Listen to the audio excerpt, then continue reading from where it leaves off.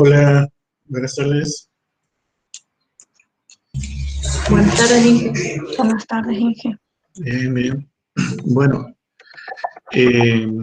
vamos a ir empezando para tratar de terminar en tiempo, porque la clase de hoy está desagregada. Primero vamos lo que nos quedó pendiente de teoría la clase pasada, lo que se refiere al tema de pérdidas de cargas localizadas en tuberías. Y en la segunda parte van a ver con Juan Cruz la parte del práctico. Así que, a ver, vamos a compartir un poquito esto.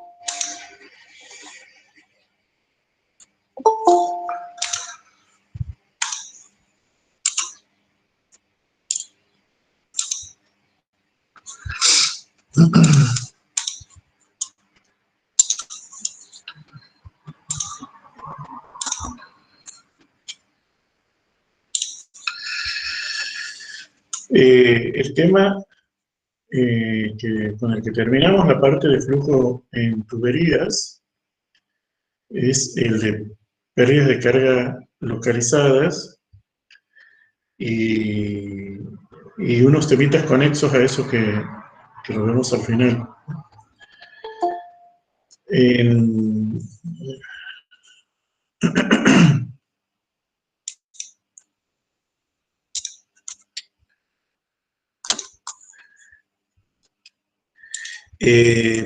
Este es un tema que tiene especial interés porque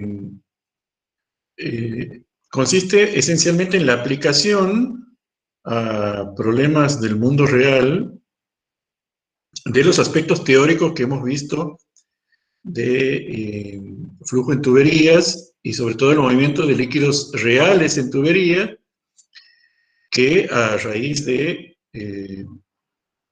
la presencia de la viscosidad generan procesos friccionales y que producen lo que nosotros llamamos una pérdida de energía por unidad de peso, o lo que en hidráulica le denominamos pérdidas de carga. En particular, cuando se usa un esquema de distribución de aguas, nosotros todos estamos, por suerte, acostumbrados a recibir agua potable a través de una red de distribución.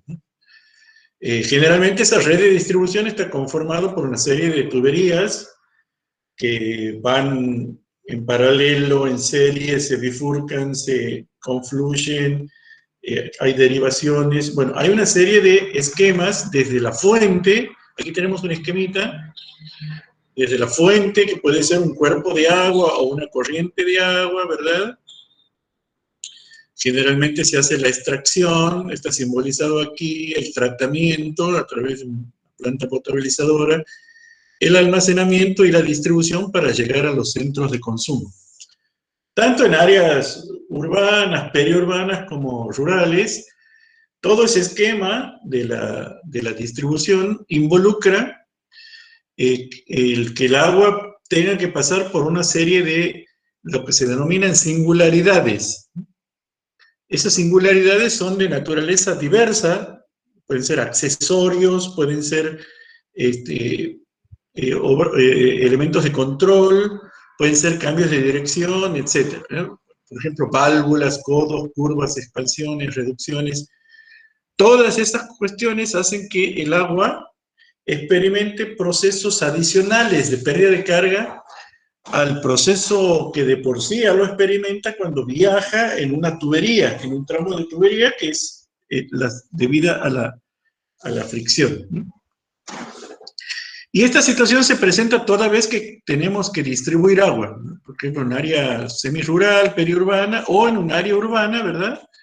Donde, como les decía, para poder llegar a los centros de consumo, a los domicilios, hay que insertar todos estos elementos a los que les hago mención. Entonces, el tema reviste singular interés desde el punto de vista práctico. Nosotros hasta ahora hemos visto el flujo a través de tuberías individuales.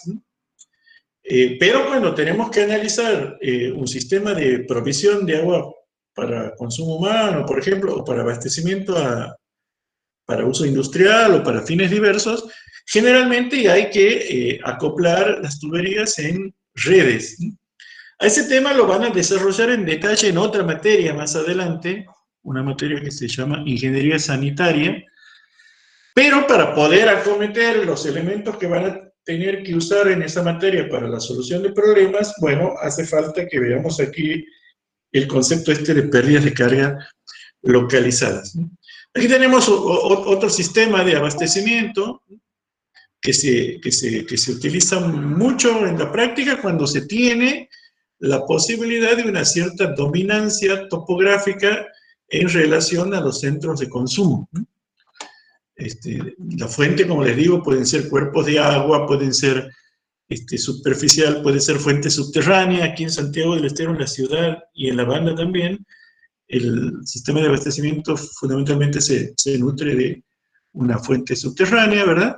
Y se distribuye a través de una red. En todos estos sistemas, tanto a distintos niveles de escala, como puede ser a través de un área residencial.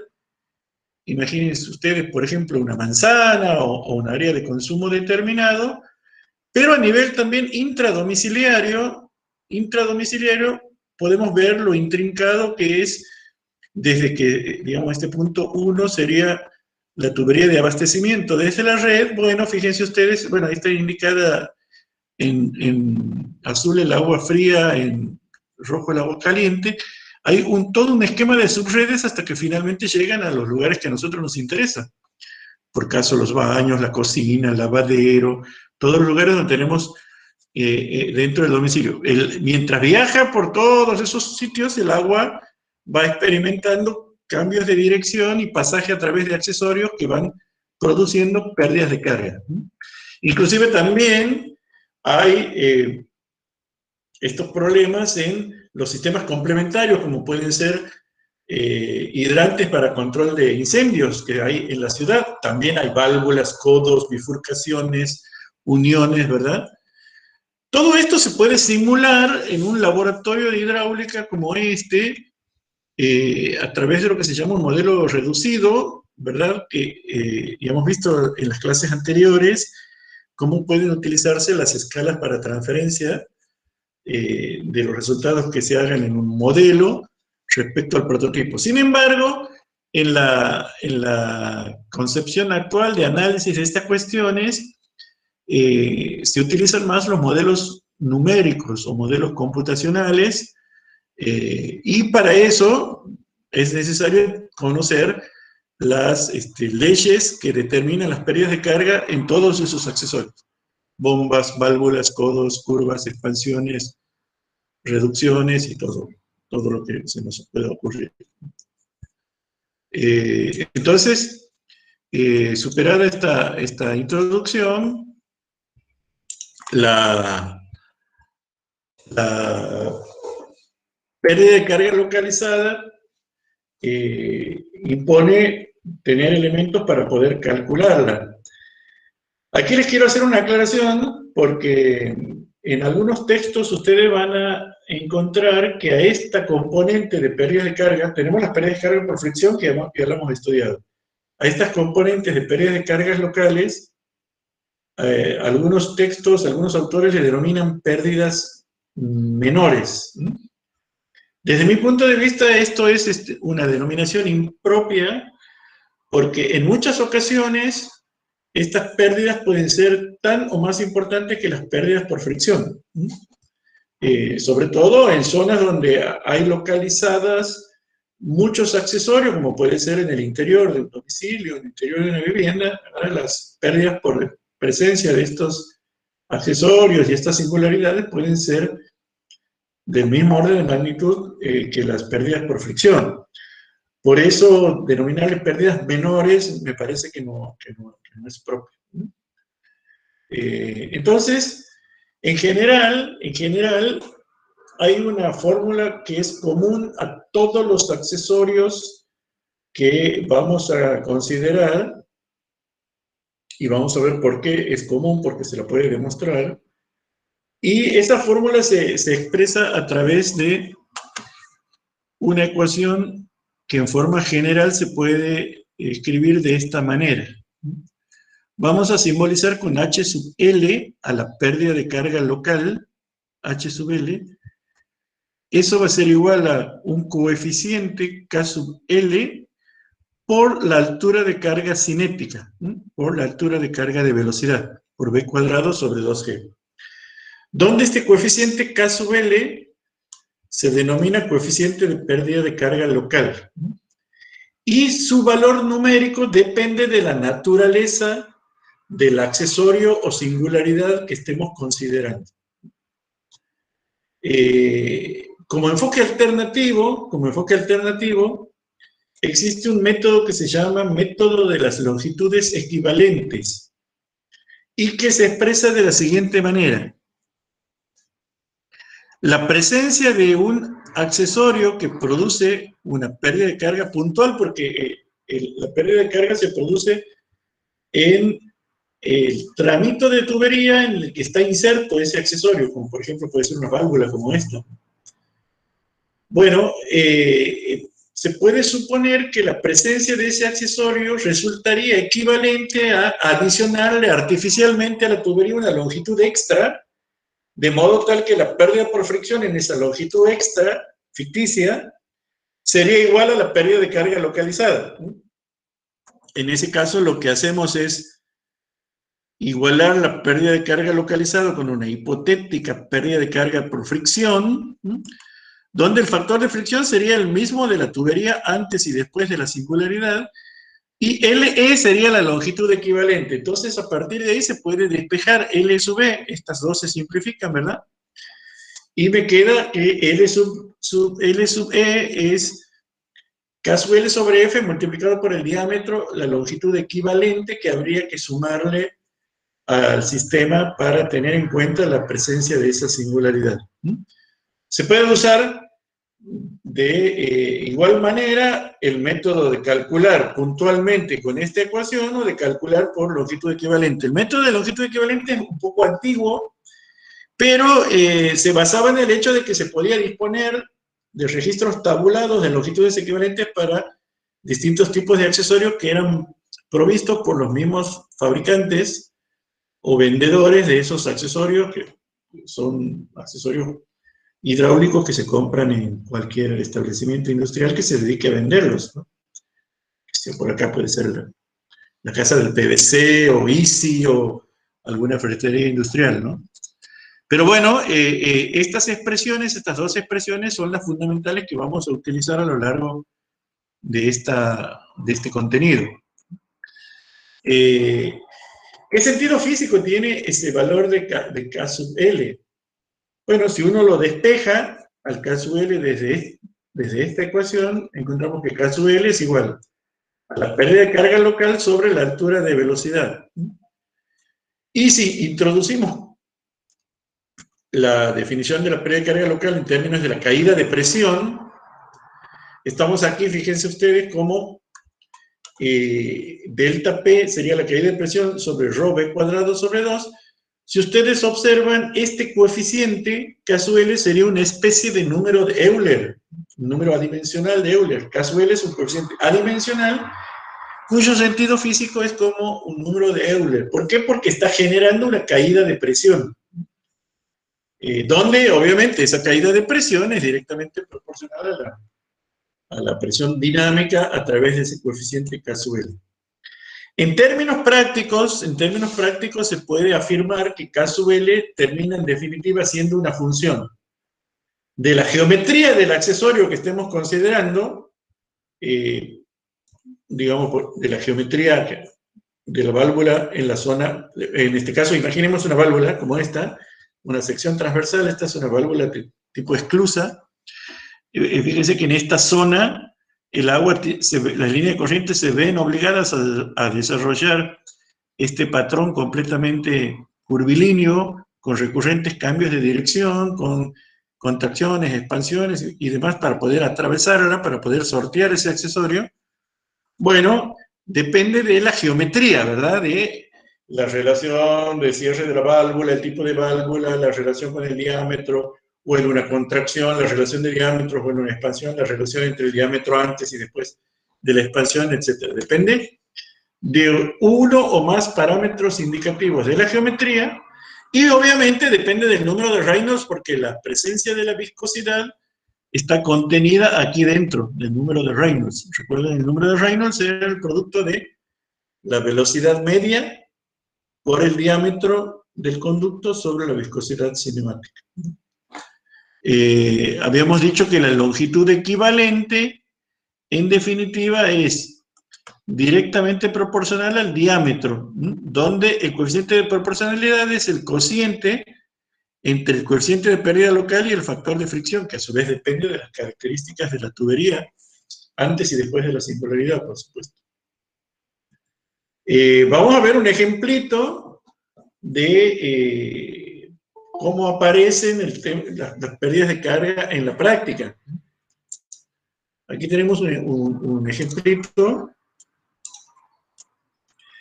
muy sencillo, que podría ser, por ejemplo, consistente en una pequeña estación de bombeo, en la cual tenemos un depósito con un nivel estático a esta cota indicada por este triangulito invertido aquí, una tobera de aspiración, una entrada, una bomba que aspira este líquido y lo impulsa a este depósito que está más elevado aquí.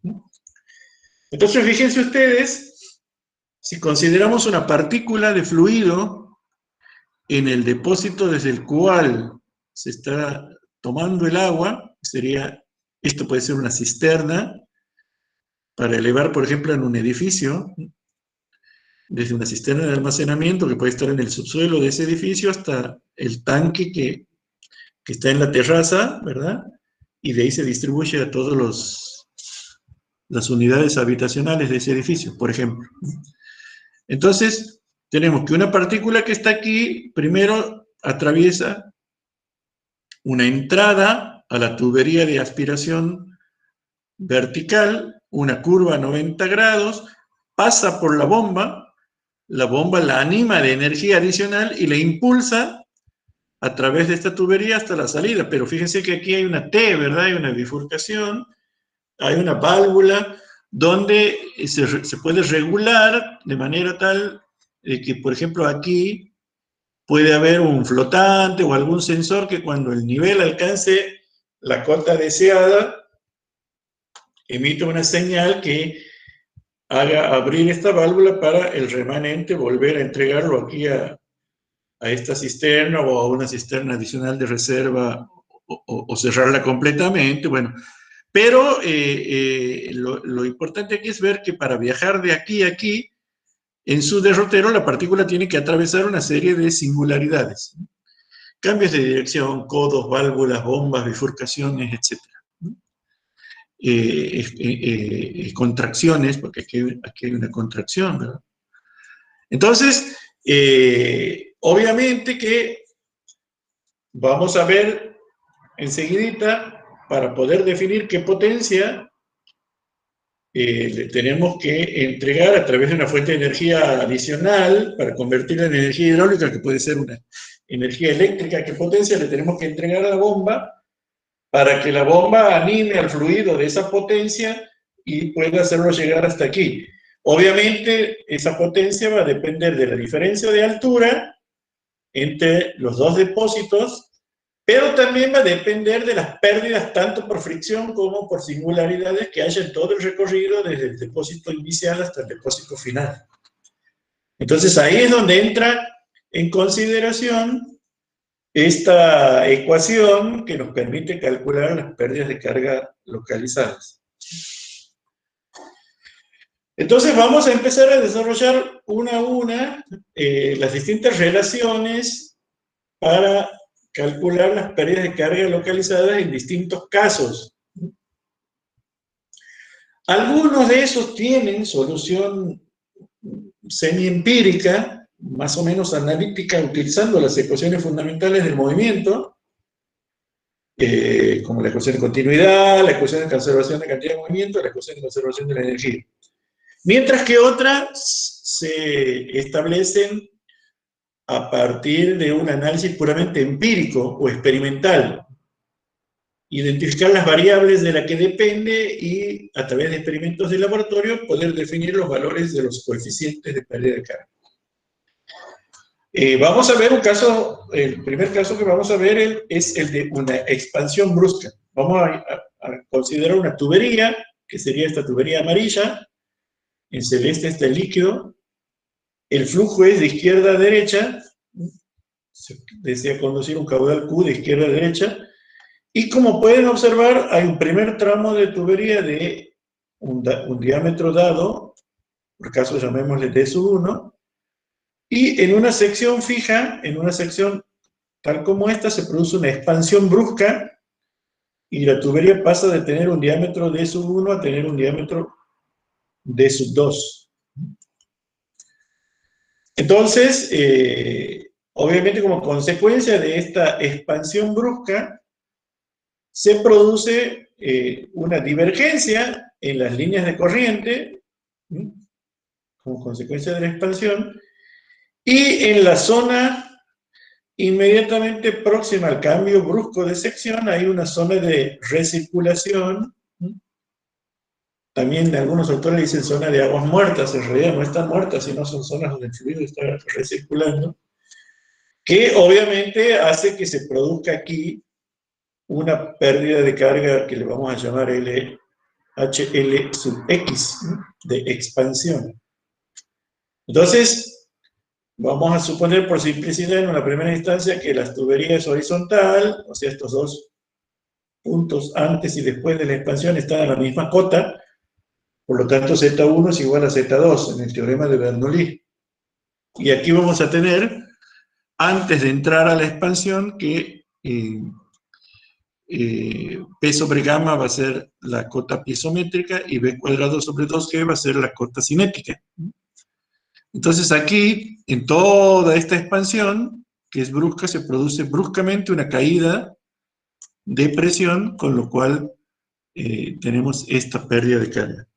Entonces lo podemos acometer al tema considerando las secciones 1 y 2 tal como están indicadas aquí y aplicando las ecuaciones del movimiento. La ecuación de continuidad, la velocidad media en la sección 1 por el área de la sección transversal en 1 va a ser igual a la velocidad media en la sección 2 por el área de la sección transversal en 2. Primera ecuación. La segunda ecuación sería la ecuación de conservación de cantidad de movimiento, que la podemos expresar a través de la ley de Newton. Sumatoria de fuerzas igual a masa por aceleración. En el momento que se logra establecer el flujo nuevamente, aquí hay una desaceleración del fluido, ¿verdad? Y en el momento que se logra establecer el flujo, nuevamente se considera que la sección 2 está fuera de la zona de expansión, donde ya se ha estabilizado completamente el flujo. Entonces tenemos por un lado conservación de cantidad de movimiento, ¿verdad? Las fuerzas debidas a la presión, y sumatoria de fuerzas igual a ρ por Q por V2 menos V1, ¿verdad? Esa es cantidad de movimiento, ρ por Q por V2 menos V1. Q es A1 por V1 o A2 por V2 es lo mismo. Entonces, esto es ρ por Q por delta de V igual a la sumatoria de fuerzas, ¿no? Hemos supuesto en primera instancia, las fuerzas debidas a la presión en la sección 2 y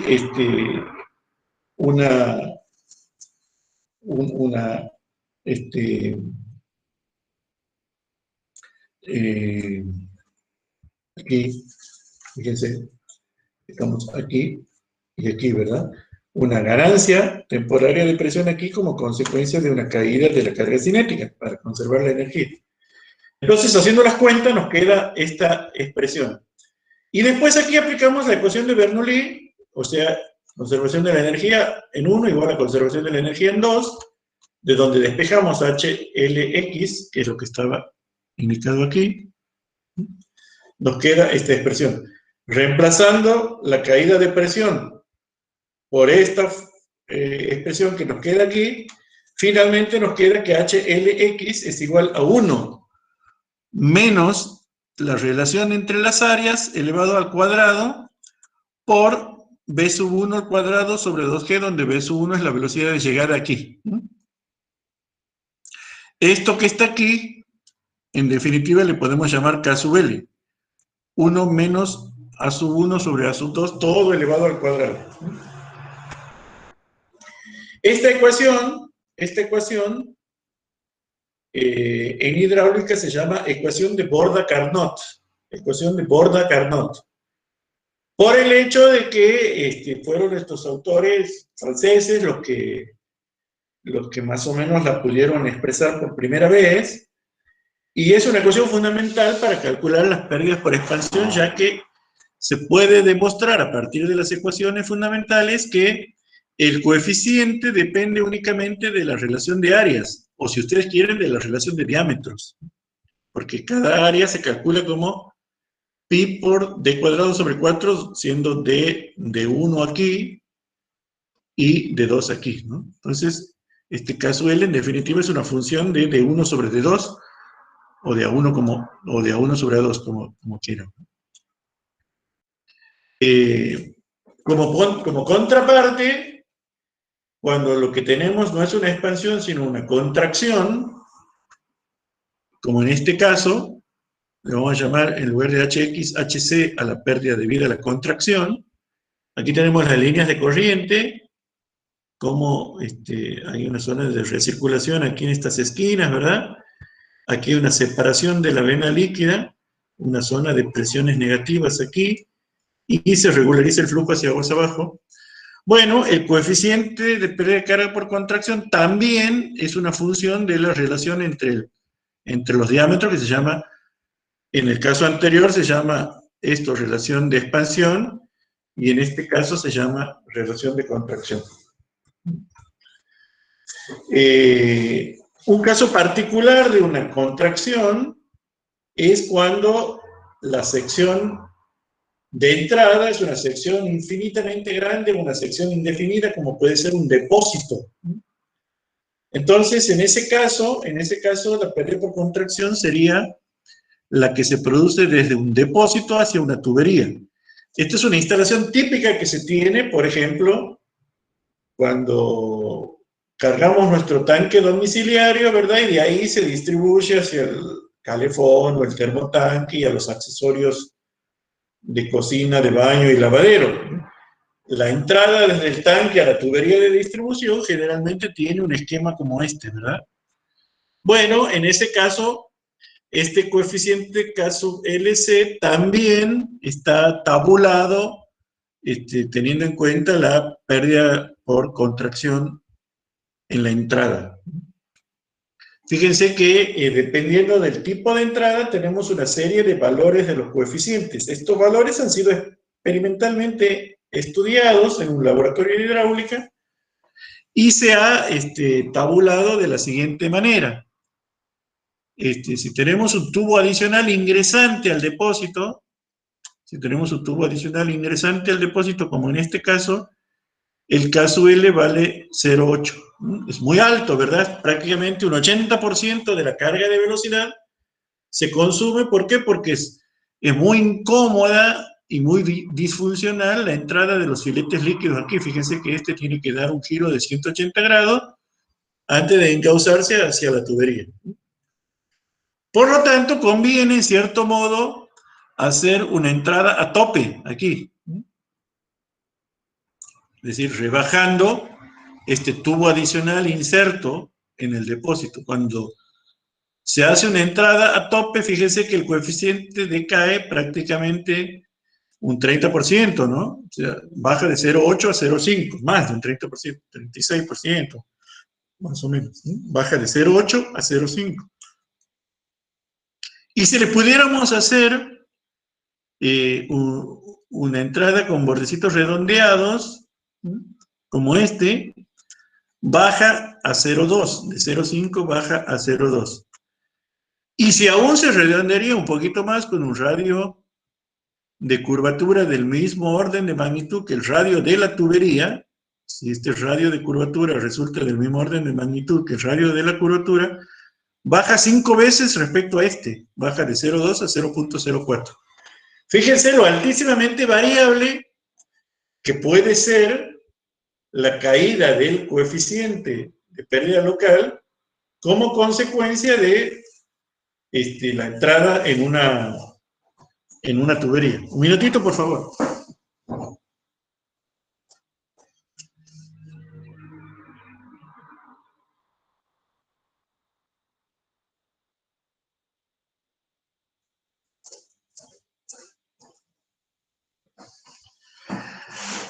Esto es lo que sería los referidos pérdidas por entrada, pérdida de carga por la entrada, desde un depósito hacia una tubería.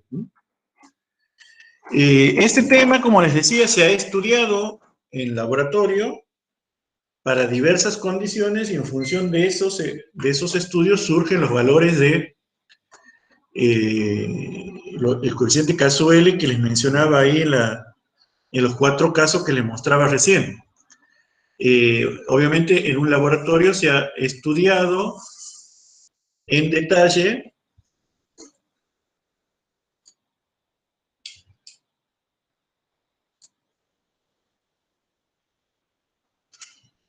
este tipo de entrada. Fíjense ustedes, ahí hay un esquema de cómo son las líneas de corriente convergentes y todo lo que hay una zona de separación justamente por efecto del desarrollo de una capa límite aquí en el borde vivo que hace que se separe un poco el flujo y luego recién la capa límite se solape con la subcapa viscosa paralela a la dirección predominante del escurrimiento.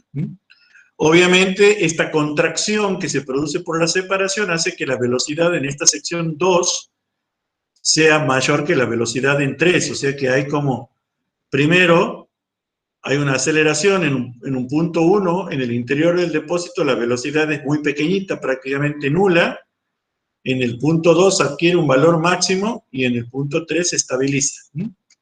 De manera tal que si uno pudiera, en cierto modo, graficar la presión versus una coordenada longitudinal X que está indicado aquí, vemos, ¿verdad?, que entre 1 y 2 hay una caída suave de presión que adquiere el valor máximo, esa caída en 2, aquí, donde la vena está contraída al extremo, y a partir de ahí se produce, digamos, una recuperación de la presión y se estabiliza finalmente en 3. Aquí están las alturas debido a la pérdida de carga local K sub L por ρ b cuadrado sobre 2. Y fíjense cómo se mejoran las condiciones en una entrada gradual donde el radio de curvatura de esta embocadura, esto se llama embocadura, ¿verdad? Este radio de curvatura R es mayor o igual que el diámetro de la tubería. En este caso, R debería ser mayor o igual que D sobre 2. Entonces, se han probado distintos radios, distintos valores de R, escalados con el diámetro, y fíjense ustedes cómo a medida que se va reduciendo el valor digamos, a medida que va aumentando el valor de R sobre D, se obtiene esta curva que prácticamente se estabiliza para R sobre D igual a 25, a 0,25. Fíjense ustedes que es una curva que va cayendo cuando es anguloso la entrada, ¿verdad? O sea, cuando R sobre D vale 0, que sería la entrada angulosa, el valor de K sub L es 0,5, ¿verdad? Es este que está aquí, 0,5. Y a partir de ahí va bajando hasta este valor 0.04 que se estabiliza cuando R sobre D es del orden de 0.25. En el caso de una tubería que ingresa a un depósito, o sea, pérdida de carga a la salida, en general, la situación experimental nos indica que, independientemente de la solución que adoptemos, toda la pérdida, toda la carga de velocidad se transforma en pérdida. O sea que K sub L vale 1, lo cual es lógico, ¿verdad? Porque entre 1 y 2, el fluido baja de la velocidad que traía en la tubería a 0, ¿verdad? Entonces, toda la carga de velocidad se consume en la expansión, independientemente de que tenga un tubo adicional, corto, largo, lo que sea, una solución de borde vivo, una solución de borde redondeado con radio pequeño, una solución de borde redondeado con radio grande o abocinado. En todos los casos, K sub L vale 1. ¿Por qué? Porque toda la carga de velocidad se consume en la entrada al reservorio.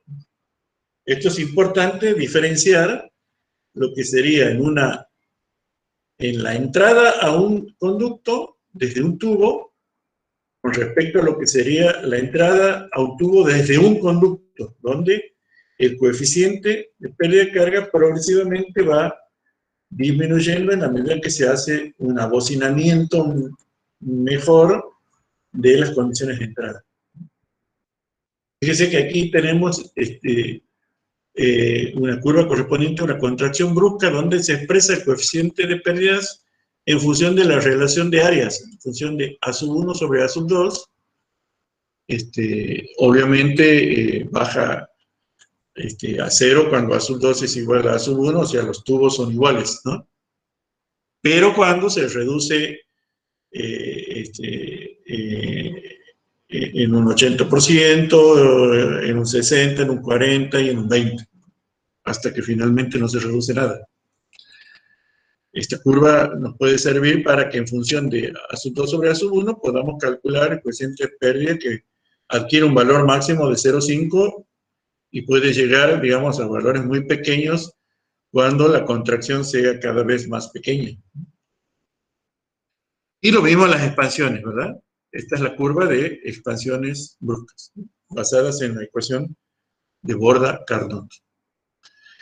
La mecánica del flujo en una expansión brusca, bueno, hace un momento lo hemos visto. Tenemos una zona de separación aquí. Considerando este volumen de control que está aquí punteado, hemos deducido esta ecuación, que es la ecuación de Borda-Carnot.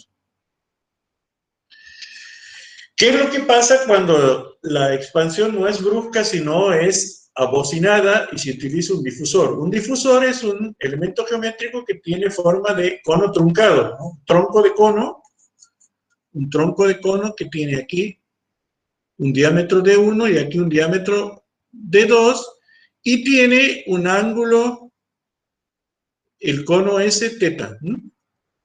Entonces, en ese caso, aparte de la relación entre las secciones transversales 1 y 2, expresadas a través de A2 sobre A1, entra a jugar el valor del abocinamiento, ¿verdad? El valor del ángulo del cono, el ángulo teta. Entonces, aquí hay una gráfica experimental donde se expresa el valor de K sub L en función del ángulo teta. Fíjense que, obviamente, K sub L tiene un valor mínimo para un ángulo teta muy pequeño, es decir, cuando la expansión es muy, muy gradual. Si esto es 30, esto es menos que 10. Recuerdo que este valor es del orden de 8 grados, más o menos el valor del mínimo. Entonces la contracción debería ser muy suave, 8 grados, pero fíjense que cuando la contracción ya alcanza un valor tan pequeño como 30 grados, prácticamente el coeficiente se aproxima a 1. O sea que en este rango es en donde están la mayor parte de estos accesorios porque si no el accesorio también sería muy costoso, porque cuanto más pequeño sea θ, más largo va a ser el tronco de cono que va a formar parte de ese accesorio. Otra situación en la que se nos produce una pérdida de carga son los cambios de dirección. Los cambios de dirección pueden ser debidos a curvas o debidos a codos, ¿no? Las curvas llevan asociados dos parámetros, ¿no?, que son el radio de curvatura R y el ángulo de la curva. En este caso es una curva a 90 grados, el ángulo es 90, ¿no? Mientras que los codos únicamente llevan asociados el ángulo porque se producen a través de quiebres, no tienen un radio de curvatura, ¿no? Entonces, por ejemplo, en una curva a 90 grados, la investigación experimental nos entrega un gráfico de esta naturaleza, donde tenemos el coeficiente K sub L de pérdida de carga en función de la relación R sobre D, radio de curvatura sobre el diámetro del conducto. D es el diámetro del conducto. Y obviamente, como la curva tiene un cierto desarrollo longitudinal, ya interviene el valor de la rugosidad. Lo que nosotros llamábamos K, bueno, en el texto de donde sacamos esta gráfica se le llama epsilon, es lo mismo, K y epsilon es lo mismo. Entonces aquí tenemos 4 curvitas para distintos valores de rugosidad. Estos serían para tubos lisos y esto sería aumentando la rugosidad. Fíjense ustedes que estas curvas tienden a tener un mínimo para valores de R sobre D del orden de 7. Fíjense ustedes, el mínimo está cercano a 7, entre 6 y 8, ¿verdad? Cuando R sobre D adquiere valores del orden de 7, el coeficiente de pérdida de carga por curvatura adquiere un valor mínimo. Y obviamente aumenta significativamente cuando el valor de R sobre D se hace pequeño, menor que 2. Cuando es menor que 2, ya se produce una disparada hacia arriba de la curva, ¿verdad? Y por lo tanto del coeficiente K sub L. Por lo tanto, estas curvas nos pueden servir para seleccionar un tipo de accesorio o diseñar un accesorio con una curvatura suave, que es lo que produciría del orden de entre 4 y 8 más o menos, ¿verdad? En ese rango, entre 4 y 8, el valor de R sobre D nos da valores de K sub L relativamente bajos, menores a 0,2 para la mayoría de los casos. ¿Qué es lo que pasa en el caso de codos? Fíjese que hay un codo a 90 grados que es un quiebre de tubería, quiebre de la tubería, ¿no? Directamente. Fíjense que como consecuencia de la presencia del codo se produce una separación aquí, una zona de recirculación con inversión de la velocidad. Este sería el diagrama de velocidades, ¿no? Entonces esta separación genera una pérdida de carga fuerte con un valor del coeficiente igual a 1.1, o sea, una vez y media la carga de velocidad, es la pérdida de carga debida al codo. Bueno, eso se suele solucionar incorporando lo que se llaman vanos de guía. Vanos de guía son estos que están aquí. Para evitar esta separación, se producen estos vanos de guía que hacen que las líneas de corriente sigan de la manera más aproximadamente posible el cambio de dirección a 90 grados sin entremezclarse con los filetes líquidos vecinos, que es ahí donde se produce una pérdida de carga importante. Y el perfil de velocidades adquiere esta forma a la salida del codo. No hay una zona de inversión de velocidades ni de recirculación como esta. Y el coeficiente, por lo tanto, baja a valores del orden de 0,2. Esta solución se aplica tanto a tuberías como también a conductos abiertos, como canales. Y aquí en Santiago hay un caso muy interesante de una solución de esta naturaleza en el dique Los Quiroga. Está aquí cerquita, que eventualmente uno lo puede ir a visitar, donde a la salida de la obra de toma del canal Matriz, justamente se han dispuesto una serie de vanos de guía, por un lado para evitar una sobreelevación en el borde externo de una curva, pero por otro lado también para minimizar la pérdida de carga con, fíjense, este valor cae de 1.1 a 0.2, ¿no? Así que estos, en el caso de canales, se construyen con tabiques verticales directamente. En el caso de tuberías, bueno, puede haber accesorios con vanos internos que nos permitan guiar las líneas de corriente. Uno de los elementos que más se utilizan en el diseño de redes de distribución de agua para usos diversos son las válvulas.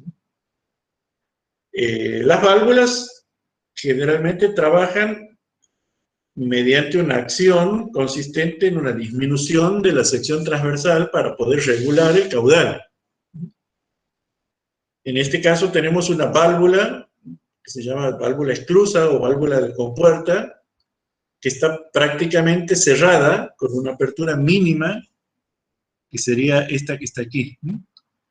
Fíjense ustedes cómo fuerzan al flujo dominante a experimentar un cambio de dirección al pasar por acá y volver a restablecerse luego de pasar por la válvula. Entonces, para poder garantizar la continuidad, la velocidad aquí tiene que ser mucho mayor que la velocidad aquí y que la velocidad aquí. O sea, la velocidad en J tiene que ser mucho mayor que la velocidad en 1. Entonces, como consecuencia de un incremento importante de la velocidad, se produce una caída de presión y, por tanto, una pérdida de carga, que obviamente será una función del grado de apertura de la válvula. No va a ser un valor único para todas las condiciones de operación de la válvula, sino va a depender del grado de apertura de la válvula. Aquí sería un esquema en términos de la ecuación de la energía. Aquí tenemos una válvula, en esta sección 1, tenemos Z1 más P1 sobre gamma más B1 cuadrado sobre 2G, mientras que cuando atraviesa la válvula se produce esta pérdida de carga, ¿verdad? A la cual se le tiene que sumar la pérdida de carga por fricción. Fíjense que en la sección 2 la pérdida de carga total es la pérdida de carga por fricción más la pérdida de carga local debida a la válvula. Aquí, en donde está la válvula, es la pérdida de carga local. Esta sería la pérdida local y esta sería la pérdida local más la pérdida por fricción. Como les digo, el valor de K sub L en la válvula depende del grado de apertura. Y habitualmente los fabricantes son los que proveen gráficas o tablas para poder tener a mano el valor de K sub L en función del grado de apertura. Eso se hace habitualmente en un laboratorio hidráulico. Fíjense que aquí son dos diseños diferentes de válvulas y cómo trabaja cada una de ellas para producir el efecto de pérdida de carga. Generalmente la pérdida se compone de un proceso de cambio de dirección más aceleración por contracción extrema. Aquí tenemos ejemplos de tablas para calcular pérdidas de carga en curvas.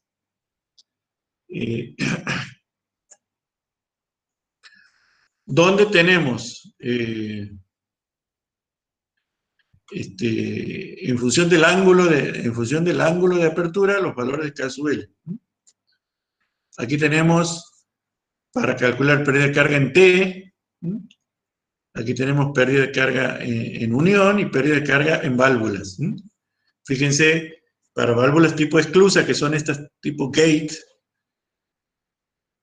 completamente abierta 0.15, un cuarto cerrada 0.26, un medio cerrada 2.1 y 3/4 cerrada de 17. Fíjense ustedes cómo el coeficiente cambia por un factor de 100 prácticamente, de 0,15 a 17, ¿verdad? Siendo que la válvula esté cerrada un 3/4 o plenamente abierta. Es muy importante la pérdida de carga que producen las válvulas, ¿no? O sea, las válvulas esféricas, como, digamos, o la válvula de mariposa, o las válvulas compuertas, como la que hemos visto. Y aquí está lo que les comentaba al principio de la longitud equivalente para los accesorios. En algunos manuales antiguos, esto prácticamente ya no se usa porque se utilizan más tablas, gráficos y ecuaciones. Pero en algunos manuales antiguos se tenían nomogramas de este tipo, donde se tenía aquí un gráfico auxiliar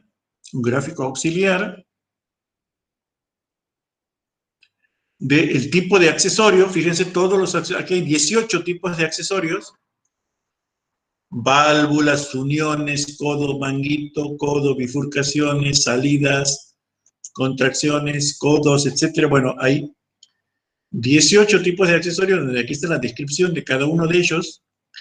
Todos estos están indicados con estos puntitos sobre esta línea auxiliar, ¿no? Estos puntitos sobre esta línea auxiliar. Y aquí tenemos el diámetro de la tubería. En este caso está sacado de un manual americano, por lo tanto está en unidades inglesas, está en pulgadas, ¿no? Entonces,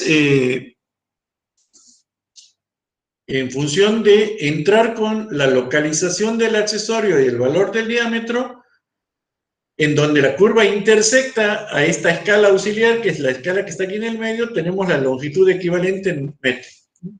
Esa línea roja es un ejemplo para una válvula de ángulo, la tipo 3, ¿verdad? En una tubería de 10 pulgadas, una tubería grande, ¿verdad? De 25,4 centímetros de diámetro. Entonces, unimos con una línea recta, que es la línea roja, este punto, que es el que corresponde a este accesorio, que es el que queremos averiguar qué longitud equivalente representaría. Unimos con 10, pasamos aquí y nos da una longitud equivalente de 30 metros.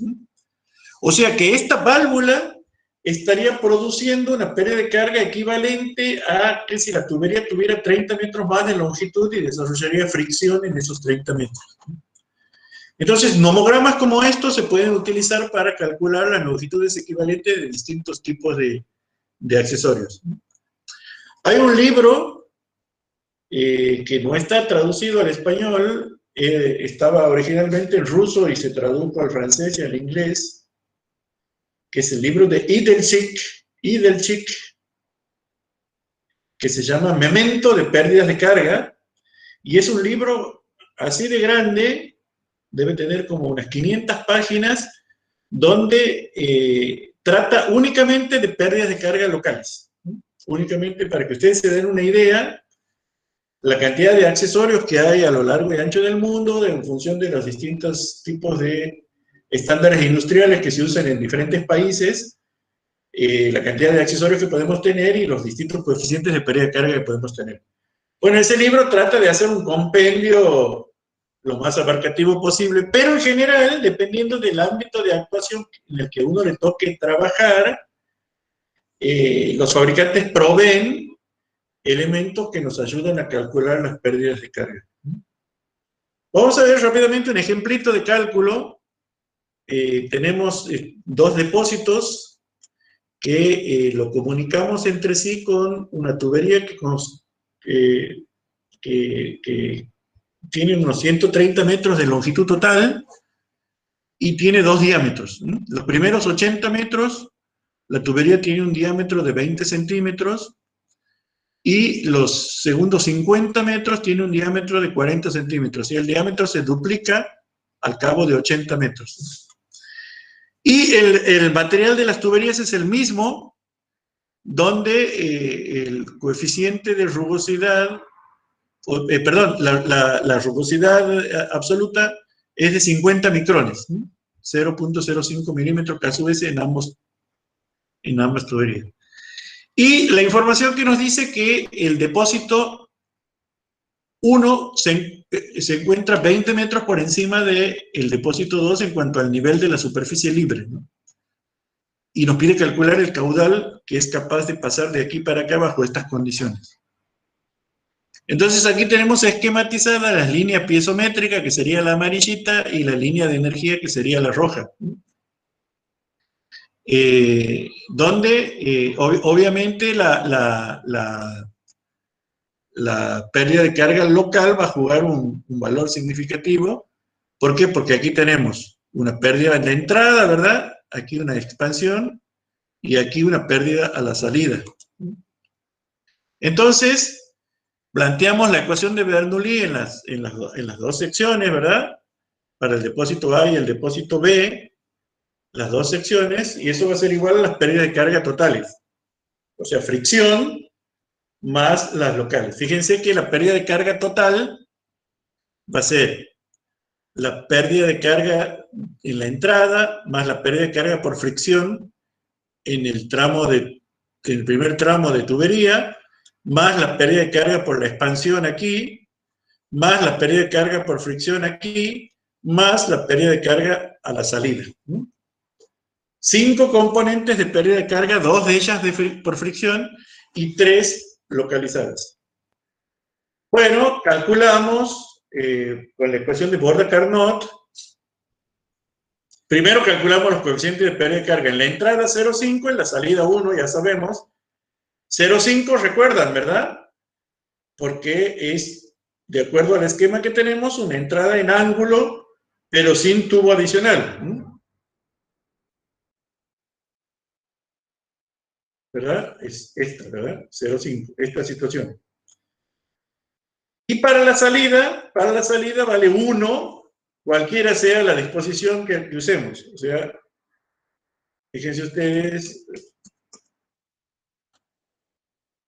para la salida vale 1. Mientras que la debida a la expansión, vale 1 menos la relación entre áreas elevado al cuadrado. Cuando hacemos las cuentas, como este diámetro es el doble que este, ¿verdad? Cuando hagamos las cuentas nos va a dar 0.5625.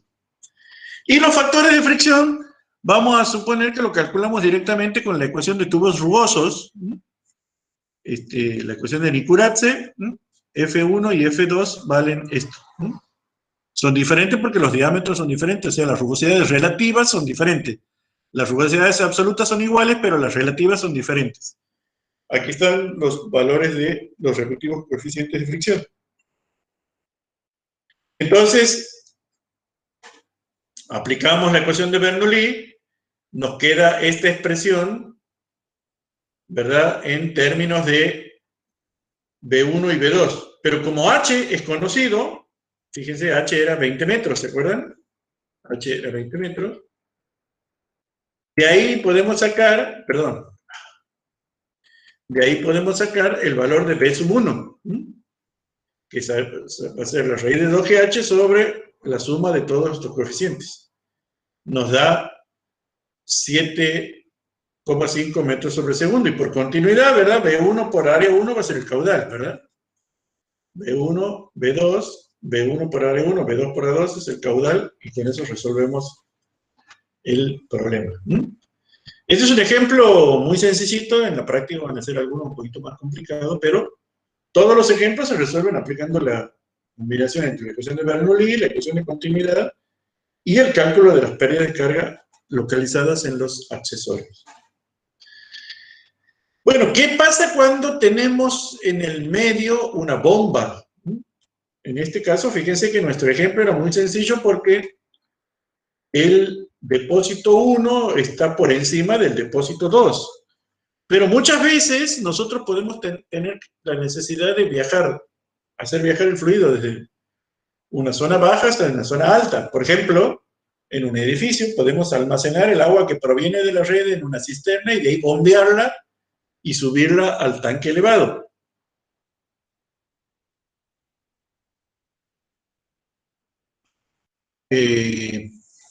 Por ejemplo, imaginemos este ejemplo. Este Q sub 1 sería el caudal ingresante desde la red. Entonces, de aquí lo bombeamos, o desde un depósito, como ustedes quieran, ¿no? Lo bombeamos y lo subimos a nuestro tanque elevado y lo distribuimos ahí para los distintos usos en la casa, ¿verdad? En los lavabos, en la ducha, en el lavadero, etc. Inclusive el remanente lo podemos guardar en una cisterna y usarla para regar el jardín.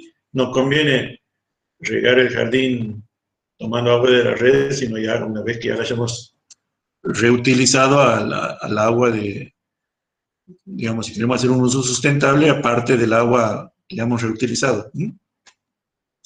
Bueno, en ese caso, obviamente, si consideramos esta zona, el problema lo podemos simplificar así, ¿verdad? Tenemos aquí un depósito inferior, que puede ser un depósito o puede ser el agua que viene animada con una presión desde la red. Lo tomamos con una bomba, lo impulsamos y lo hacemos llegar a un depósito superior que sería el tanque elevado. Entonces, considerando este esquema, fíjense ustedes que aquí tenemos esta carga en la entrada, en el tramo de esta tubería que se llama tubería de aspiración. Esta es la línea de energía, ¿no? Se produce una pérdida por fricción hasta la entrada en la estación de bombeo, donde, como consecuencia de la potencia de la bomba, le suministramos una potencia al fluido, la sobreelevamos y después por fricción aquí, en este tramo de tubería que se llama tubería de impulsión, esta es tubería de aspiración y esta es tubería de impulsión, hacemos llegar el agua a este depósito. Donde HB va a ser la altura de presión provista por la bomba gracias a la energía externa, que puede ser de origen eléctrico, o puede ser de origen combustible fósil, o energía solar, bueno, lo que sea. Entonces, ¿cómo hacemos para calcular la potencia?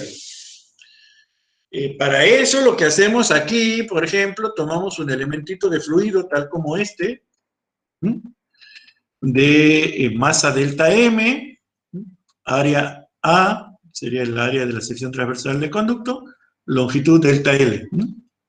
Entonces, si a esta masa de energía hay que suministrarle una energía, a esta masa de líquido, hay que suministrarle una energía para elevarla desde este punto 1 hasta este punto 2, que están a una diferencia de altura h mayúscula. Entonces, la energía que hay que suministrarle a esta masa de fluido va a ser mgh, ¿verdad? Para llevarla arriba, o sea, delta dm por g y por h. Delta dm por g y por h. Bueno, delta dm, masa, que es densidad por volumen, ¿verdad? O sea, ρ por A y por delta dl es la masa, por G y por H. Pero resulta que delta dl es la velocidad por el diferencial de tiempo. Entonces esto va a ser igual a velocidad por áreas Q, ρ por Q por H por delta dt. Y la potencia es energía sobre tiempo, ¿verdad? O sea, delta D sobre delta dt va a ser la potencia. En definitiva, la potencia va a ser peso específico del fluido. Aquí hay un errorcito en esta expresión.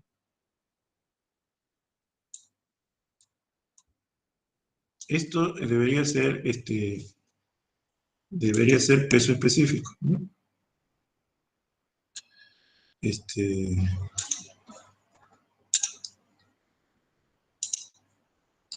Ahí está bien.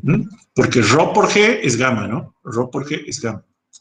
Entonces, aquí tenemos gamma por Q por H por delta T. Cuando dividimos delta D sobre delta T, nos queda gamma por Q por H. Eso sería en el caso de un líquido ideal, ¿verdad? De un líquido ideal. Pero los líquidos que nosotros elevamos son líquidos reales. En el caso de los líquidos reales, llevar agua entre los puntos 1, moverlo al líquido del punto 1 al punto 2, implica que en el medio se van a producir pérdidas de carga, como acabamos de ver, que pueden ser debidas a la fricción, si lo hacemos viajar por un conducto, debidas a la fricción en toda la tubería de impulsión, más las debidas a la presencia de singularidades. H sub LI, fíjense que aquí tenemos, bueno, en la misma bomba hay singularidades, ¿verdad? Aquí hay una curva y aquí hay otra curva y aquí hay una expansión. Entonces, la energía, la altura total que tenemos que tener en cuenta para calcular la potencia de la bomba sería la altura necesaria a la que hay que elevar más la debida a las pérdidas que hay que vencer. O sea, H más la sumatoria de pérdidas por fricción más pérdidas de carga localizadas, donde el subíndice I indica que puede haber tantas tuberías, varios tramos de tuberías y varias singularidades. Por eso le anteponemos el símbolo de sumatoria. Por lo tanto, la potencia real N será, por un lado, digamos, la potencia calculada con la altura total, y dividido lo que se llama el rendimiento de la bomba. La bomba tiene un rendimiento porque no toda la energía que consume le puede entregar también al fluido. Hay pérdidas por calor, ¿verdad? Entonces, coeficiente eta, ¿verdad? Suele ser un coeficiente de rendimiento menor que 1, que habitualmente el fabricante lo provee. Bueno, el problema que se nos presenta es que, obviamente, en términos dimensionales, potencia es energía por unidad de tiempo, ¿verdad? O sea, Joule sobre segundo, que son vatios, ¿no? Muchas veces se puede utilizar unidades alternativas de potencia, como pueden ser HP, ¿verdad? Caballos de vapor, que es una medida muy típica que utiliza la industria, ¿no? Bueno, hay factores para pasar de vatios, de watts a horsepower, ¿no? A HP. El otro desafío que se nos plantea muchas veces es poder calcular un diámetro que resulte económico teniendo en cuenta todas estas pérdidas de carga debido a la potencia y debido a la propia construcción de la tubería. Entonces, les voy a presentar el concepto de diámetro económico, con esto vamos a terminar, para tener en cuenta, en el caso de instalaciones de impulsión o de plantas de bombeo, cómo calcular un diámetro que sea económico. Este ha sido un desafío de los ingenieros hidráulicos a lo largo de mucho tiempo, y hay muchísima información en la bibliografía, distintos enfoques para calcular. Yo le voy a dar el enfoque general, que después se puede particularizar. Tenemos que tener en cuenta, en primer momento, el costo de la tubería, ¿no? Entonces, si tomamos una tubería genérica, como esta, la función de costos, el costo total, va a ser igual a el costo, digamos, de los materiales de la cual está constituida la tubería, si es plástico, si es acero, si es cemento, ¿verdad? Depende de la cantidad de material que hay, ¿verdad? ¿Cuál es la cantidad de material? Bueno, es el perímetro por el espesor y por la longitud, ¿verdad? O sea, digamos, esto se puede escribir como un coeficiente C sub 1 por el diámetro y por la longitud, donde C sub 1 va a ser el costo del tubo por unidad de longitud. Generalmente, uno va a comprar una tubería, y cuando lo pide en la ferretería industrial o en la casa de sanitarios, dice, bueno, la tubería de diámetro tanto vale tanto el metro, ¿verdad? O sea, por unidad de longitud y multiplicado por el diámetro y por la longitud, ¿no? Esta sería la primera componente de costos. La segunda componente es una componente directamente proporcional a la potencia instalada, ¿no? O sea, C sub 2 sería el costo de instalación por unidad de potencia, ¿no? O sea, si yo voy a poner una estación de tantos HP, bueno, en función de esa potencia, voy a tener el costo de instalación. Mientras que a eso le podemos agregar un término aditivo, C sub 3, en lo que engloba otros costos generales, ¿verdad? Transporte, manipulación, mano de obra, amortización, etcétera, digamos, en función de la estructura de costos de la empresa que construya la instalación, surge el valor de C sub 3. Entonces, la primera función de costos simplificada es la C sub T, en la que está recuadradita ahí en celeste. Vamos a calcular la potencia necesaria. La potencia necesaria la podemos calcular, como hemos visto recién hemos visto, ¿verdad? Con esta expresión que está aquí. Eso específico del líquido por el caudal, por la altura total sobre el rendimiento de la bomba. Bueno, aquí la altura total la podemos calcular, ¿verdad? Como la altura neta más las pérdidas. Las pérdidas las podemos resumir en pérdidas por fricción, aplicando el método de la longitud equivalente para las singularidades. Todas se reducen a pérdidas por fricción. De acuerdo a la ecuación de Darcy-Weisbach, nos queda esta expresión donde F es el factor de fricción, y obviamente nos queda la longitud por caudal cuadrado sobre diámetro de la quinta, como vimos en la clase pasada. Donde aquí abajo aparece el rendimiento. El 75 es un factor que surge en pasar de vatios a HP, ¿no? No importa, es un número, para nosotros va a ser un número constante que ya lo vamos a hacer desaparecer muy rápidamente. Donde N es la potencia expresada en HP, F es el factor de fricción de Darcy-Weisbach, eta es el rendimiento de la instalación y H es la carga neta. Entonces aquí tenemos la ecuación para la potencia. Si agrupamos las constantes, la ecuación para la potencia la podemos reescribir de esta manera, donde K sub eta es un factor que depende del rendimiento y K sub F es un factor que depende de la fricción, o sea, depende de la naturaleza del material con la que construyamos la tubería. Reemplazando en la ecuación de costos, fíjense que en la ecuación de costos estaba la potencia expresada en forma lineal, ¿verdad? Reemplazamos este valor de N en la ecuación de costos, nos queda esta expresión. Donde al final del día es una función que depende del diámetro y de un montón de otras cosas más. Obviamente, esa función de costos, que es la que hay que optimizar, está sujeta a que siempre se cumpla la conservación de la masa, ¿no? Siempre se cumpla la ecuación de continuidad, o sea que siempre se cumple esta relación phi sub h de d igual a 0, donde phi sub h es q menos área por velocidad, ¿no? Q menos área por velocidad. Esto siempre, lo que está entre corchetes, siempre tiene que ser igual a 0. Esto es algo que lo tenemos que tener presente. Entonces, fíjense ustedes, si analizamos la función de costos que tenemos, ¿no? Vamos a graficar esta función costo total en función del diámetro. Una vez que hemos elegido la instalación, hemos seleccionado el material, ¿verdad? Hemos determinado la longitud de la tubería de impulsión y todo lo demás. Ya tenemos la bomba, tenemos el rendimiento, tenemos todo.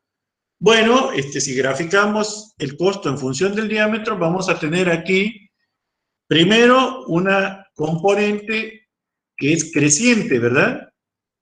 Fíjense ustedes que esto que está marcado aquí en verdecito es una función lineal más otra función que depende del caudal. Como el caudal es el área por la velocidad, ¿verdad? El área es pi por diámetro cuadrado sobre 4. Esto sería una función que puede ser lineal o parabólica, ¿no? O sea, es una función creciente, esta la verdecita, esta parte. Mientras que el segundo término, menos de una constante, el segundo término, que está aquí recuadrado en rojito, está marcado en rojito, tenemos un cúmulo de números sobre el diámetro a la quinta. Es una función fuertemente decreciente, ¿verdad? Fuertemente decreciente, porque a medida que aumenta el diámetro, como está en el denominador, está a la menos 5, el costo disminuye.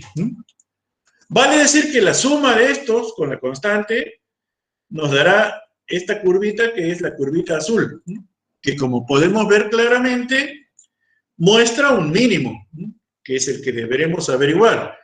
O sea, el valor del diámetro óptimo que produce el costo mínimo lo tenemos aquí. Desde el punto de vista matemático, ustedes saben que un mínimo se puede calcular tomando la derivada del costo respecto al diámetro igualándola a cero, ¿verdad? Tomando la derivada de C sub t respecto a d igualándola a cero, y resolviendo esta ecuación se puede calcular el valor del diámetro óptimo, que sería el diámetro que minimiza la función de costos, o sea, el diámetro económico.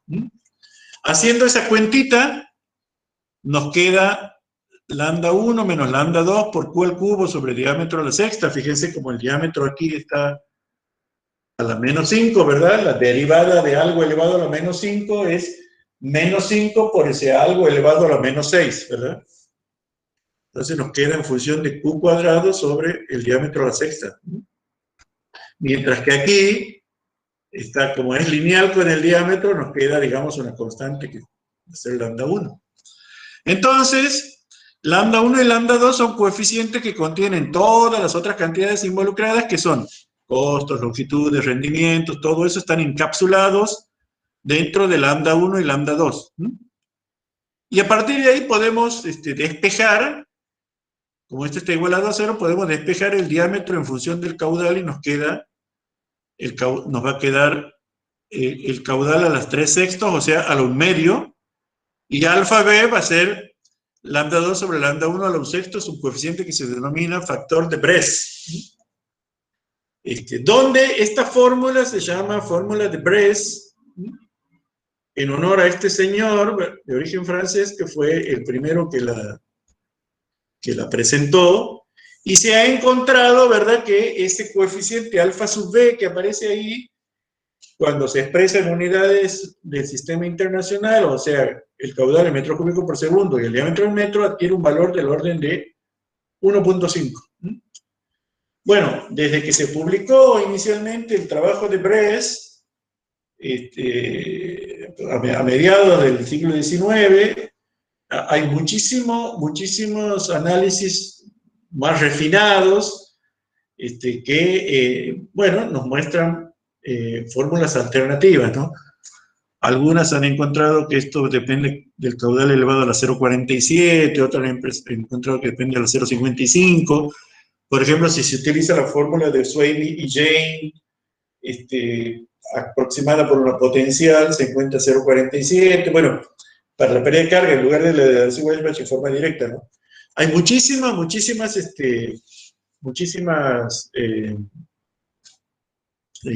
análisis que han enriquecido. Pero a nosotros lo que nos tiene que interesar es el aspecto conceptual. Encontrar este mínimo resuelve, digamos, el diámetro económico, y si aplicamos una función simplificada de costos, nos lleva a la fórmula de Bress.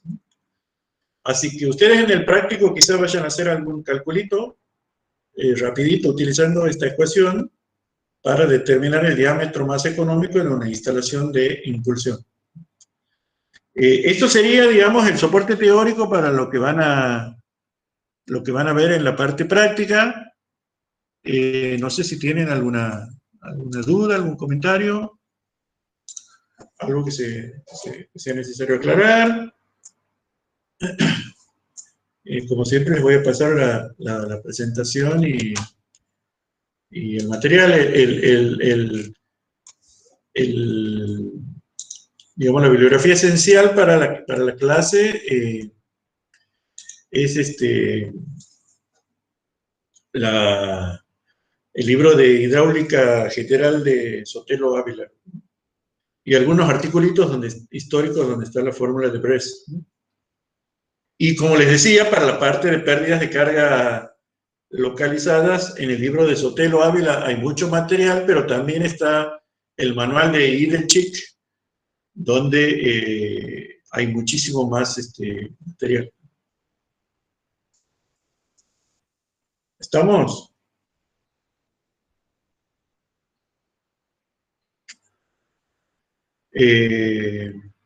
Si no hay preguntas, dejamos aquí y pasen a la parte práctica. Ahí Juan Cruz les va a mandar el enlace para engancharse con la parte práctica. Bueno, Inge. Listo, Inge, gracias. Bueno, nos estamos viendo. Hasta la próxima.